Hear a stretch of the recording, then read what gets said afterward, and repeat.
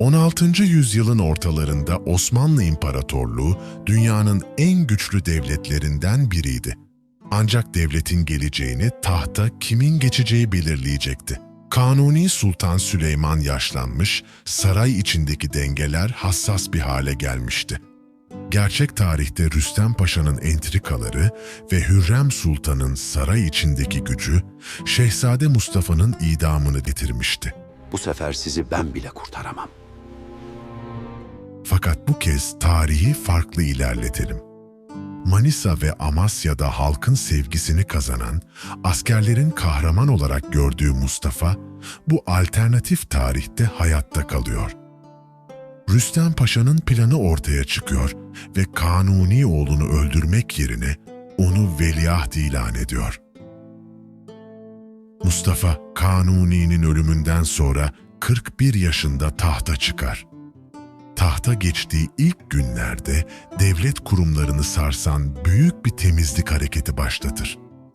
Yıllardır saray içinde biriken entrikalar, nüfuz mücadeleleri ve rüşvet mekanizmaları bir bir yıkılarak ileride oluşabilecek isyanların önüne geçilmiştir. Mustafa, devleti merkezileştiren, denetimleri sıkılaştıran ve taşradaki tımar sisteminin bozulmasını engelleyen reformlar yapar. Mustafa'nın ilk stratejik hedefi Doğu cephesi olur. Safevi devleti yıllardır Anadolu'da istikrarsızlık yaratmaktaydı. Mustafa idari reformları tamamladıktan sonra etkili bir Doğu seferi başlatır. Ancak bu sefer gerçek tarihteki gibi çekişmeli geçmeyecek. Çünkü Mustafa hem ordu üzerinde mutlak otoriteye sahip hem de Anadolu'daki aşiretleri kazanmayı başarmış olacaktı. Osmanlı ordusu Tebriz ve çevresindeki toprakları kontrol altına alırken, Safevi devleti uzun yıllar sürecek bir barış antlaşmasını kabul etmek zorunda kalacaktı. Bu barış, Osmanlı'nın doğu sınırlarını tarihte olmadığı kadar güvenli hale getirir.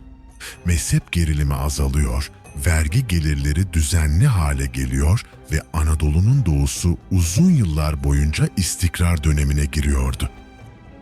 Doğuda istikrar sağlandıktan sonra Mustafa yüzünü batıya çevirecekti.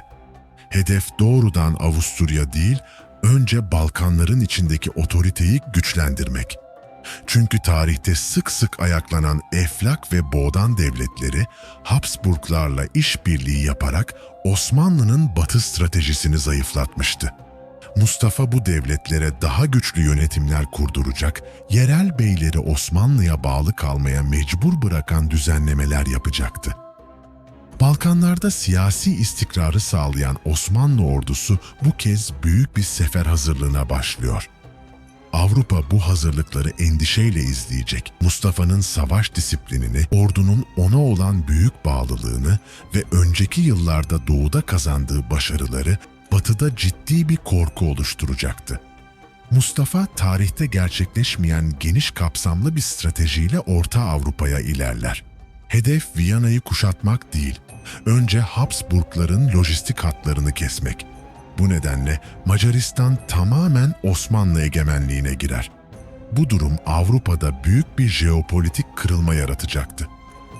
Osmanlı ordusu Macaristan'ı güvenli bir eyalete dönüştürdükten sonra Almanya içlerine doğru baskı kuruyor.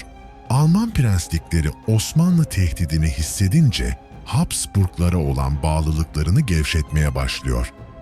Bazı prensler Protestan bölgelerini koruyabilmek için Osmanlı ile gizli diplomatik görüşmeler yapar. Osmanlı bu prensliklere askeri destek önerir ve karşılığında Avrupa'daki siyasi parçalanmanın sürmesini ister. Bu diplomatik hamle Habsburgların gücünü tarihsel olarak olduğundan çok daha fazla azaltacaktı. Padişah Mustafa aynı zamanda denizlerde de büyük bir strateji planlayacaktı. Tarihte yaşanan Preveze Zaferi Osmanlı'ya Akdeniz'de üstünlük sağlamıştı. Ancak sonraki yıllarda donanma gücü iniş çıkışlarla devam etmişti. Mustafa bu dalgalanmayı ortadan kaldırmak istiyor ve donanmaya büyük yatırımlar yapıyor. Tersanelerde üretim artacak, İtalyan ve Fransız mühendisler İstanbul'a davet edilip yeni tip hafif ve hızlı kalyonlar inşa edilecekti. Bu donanmayla Osmanlı sadece Akdeniz'de değil, Kızıldeniz ve Hint Okyanusu'nda da güç kazanmaya başlayacaktı.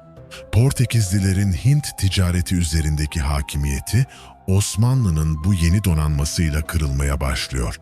Osmanlı İmparatorluğu Basra Körfezi'nde, Yemen'de ve Doğu Afrika kıyılarında ticaret kolonileri kuruyor. Hindistan'daki Müslüman devletlerle ilişkiler derinleşiyor.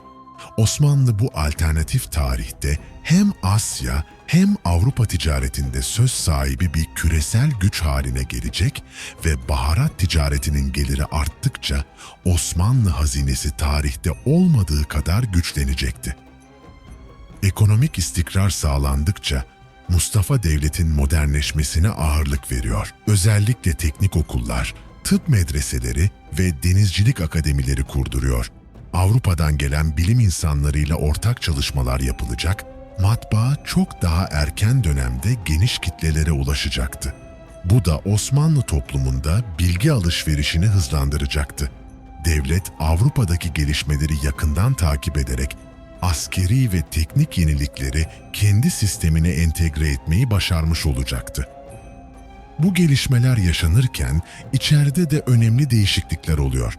Tarihte 17. yüzyılda ciddi bir sorun haline gelen Yeniçeri isyanları bu zaman çizelgesinde ortaya çıkmaz. Çünkü Mustafa tahta çıktığında Yeniçerilerle güçlü bir bağ kurmuştu ve onların çıkarlarını saray entrikalarına karşı korumuştu. Ayrıca maaş düzenlemeleri ve disiplin reformları sayesinde Yeniçeri Ocağı bozulmadan uzun süre işlevini sürdürecekti.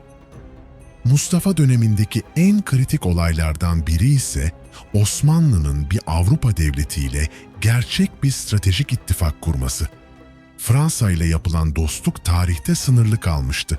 Ancak bu alternatif tarihte iki devlet ortak askeri projelere başlıyor. Fransız mühendisler Osmanlı için yeni toplar üretirken Osmanlı donanması Fransız limanlarında bakım görüyor.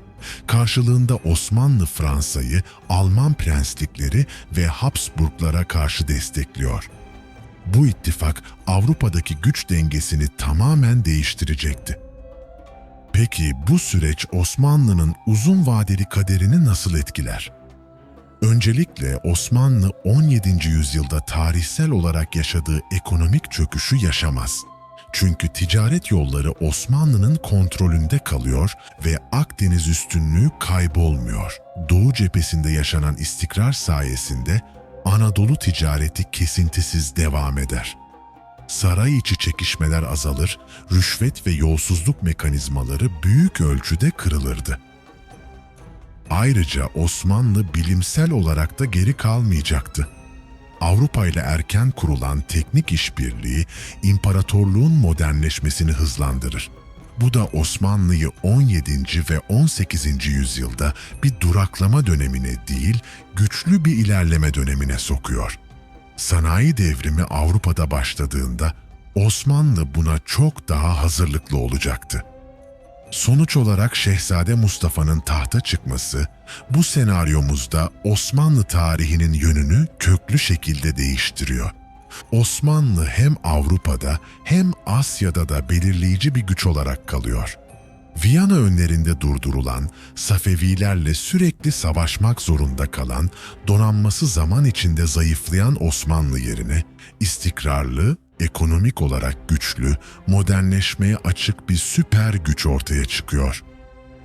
Bugün bu alternatif tarih senaryosu bize önemli bir gerçeği hatırlatmaktadır. Bazen tek bir kişinin hayatta kalması, tek bir kararın değişmesi, imparatorluğun geleceğini ve kaderini değiştirebilir. Daha fazla bu tarz içerikler için kanalımıza abone olmayı ve videomuzu beğenmeyi unutmayın.